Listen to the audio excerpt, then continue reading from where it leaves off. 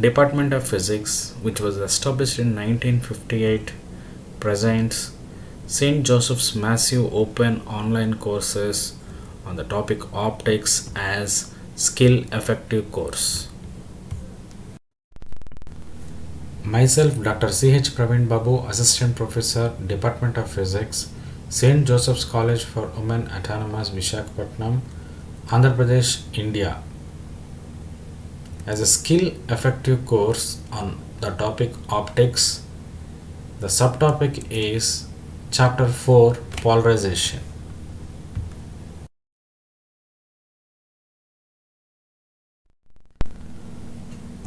Four point two Polarization by reflection, refraction, and double refraction. Learning outcomes from this topic: knowing that what is Brewster's law by the reflected light, understanding that refraction typically results in partial polarization, understanding what is ordinary and extraordinary rays produced by double refraction.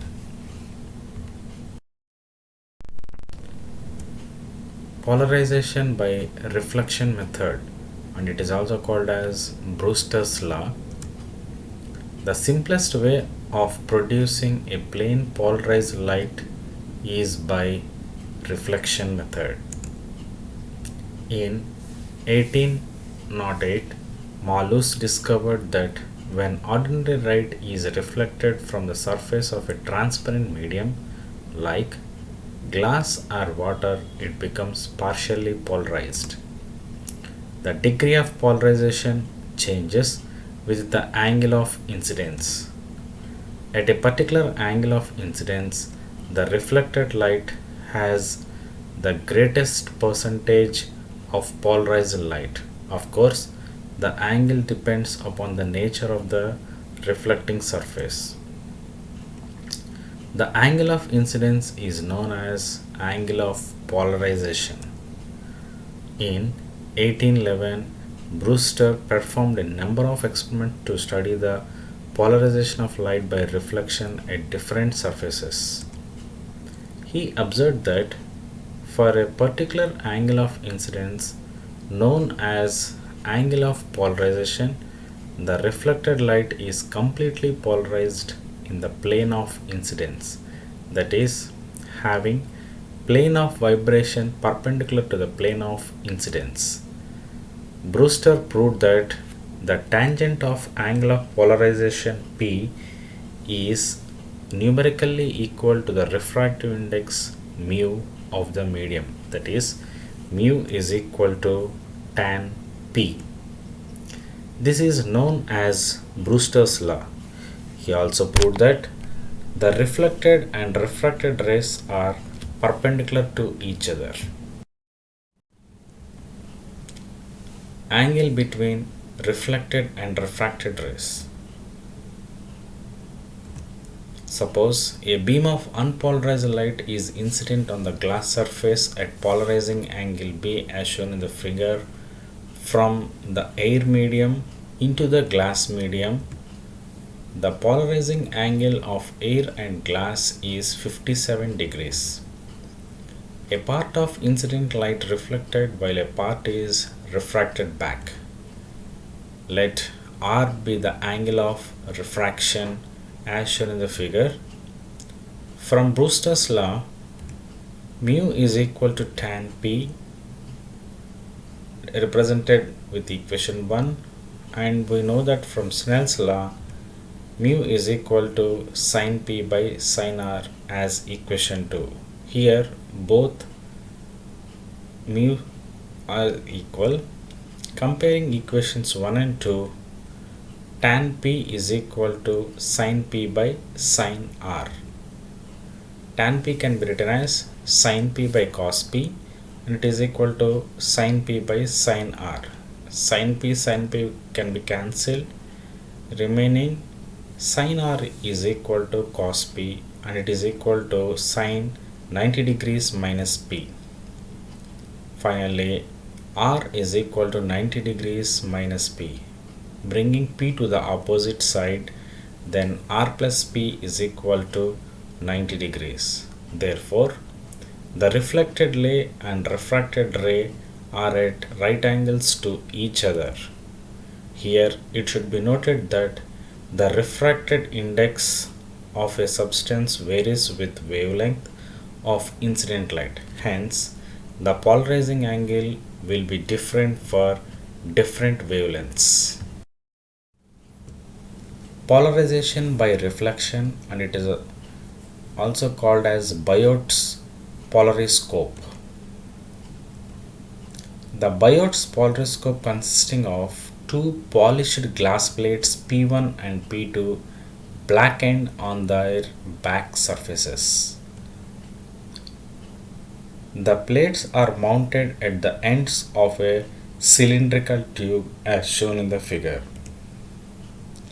The plates can be rotated about the axis of the tube as well as about the diameter of the cross section of the tube.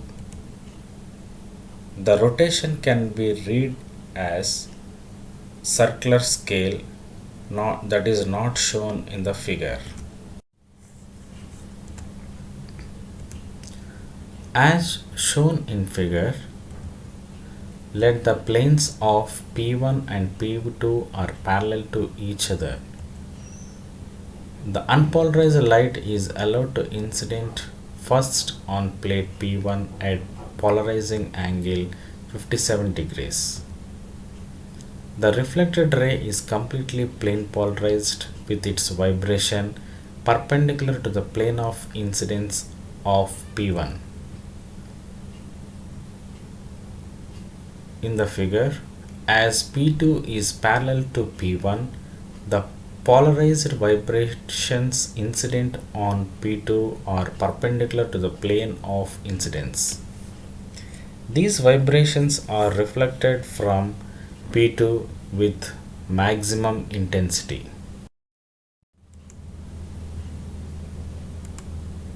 Now consider that plate P2 is rotated such that it becomes perpendicular to the plate P1 as shown in the figure. In this case, the polarized vibration becomes parallel to the plane of incidence of P2. Hence, such vibrations are never reflected. Thus, no light is reflected from plate P2.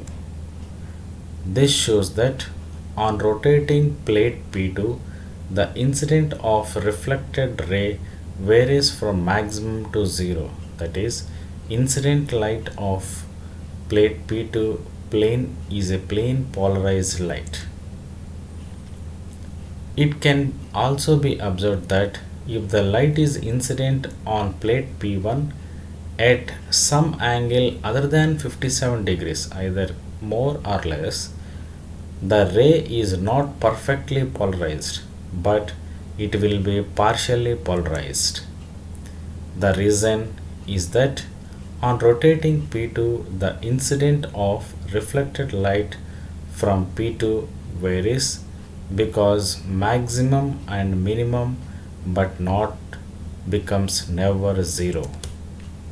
Hence, to obtain plane polarized light, the incident light should be at an inclination of plate P1 with respect to the incident light is adjusted in such a way that on rotating plate P2, the incident of reflected light from P2 varies between maximum and zero.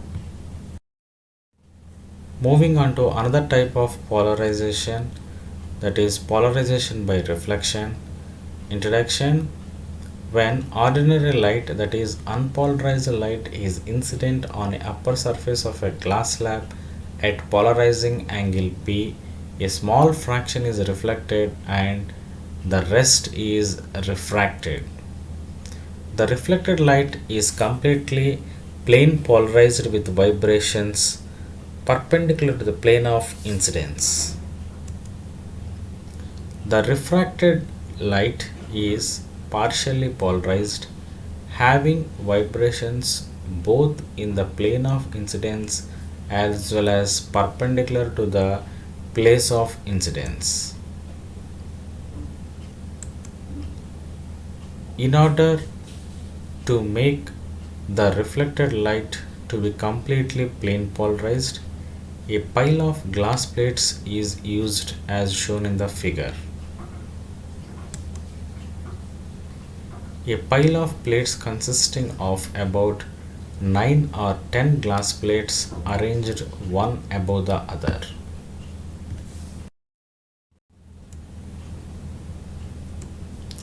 When ordinary light is incident on the pile of plates at polarizing angle, a few vibrations perpendicular to the plane of incidence are reflected by the first plate and the rest are refracted through it. When this beam of light is refracted by the second plate, some vibrations perpendicular to the plane of incidence are again reflected by this second plate and rest are transmitted. It is important to mention here that each time of pile of plates, the light is incident on the surface of the glass plate at Brewster's angle. The above procedure continues for different glass plates. At the last plate, we get almost plane polarized light with vibrations parallel to the plane of incidence. So, the refracted light is plane polarized light. Scattering of light and polarization by scattering method. When light wave traveling in space strikes extremely small particles such as dust particles, water particles, or molecules of a substance, a portion of light is scattered by these particles. When light passes through number of particles, its intensity is going on decreasing due to scattering. According to Lord Rayleigh, intensity of a scattered light is proportional to the intensity of incident light, proportional to the square of the volume scattering particles, and inversely proportional to the fourth power of the wavelength of light used, that is I is equal to 1 by lambda power 4. It has been observed that scattered light is a polarized fully and partially dependent on the size of the scattering particle. When the size of the particles are sufficiently small, the scattered light is fully polarized, while when the particles are larger, the scattered light is partially polarized. Another type of polarization is polarization by double refraction. The physical properties of a refraction in isotropic medium are the same in all directions, but in asentropic substances, the physical properties are different in different directions. Crystals of calcite, quartz, and tourmaline are well known examples of an asentropic materials. In 1869, Erasmus Bartholomeus discovered that when a beam of ordinary unpolarized light is passed through a calcite crystal, the refracted light is split up into two refracted rays.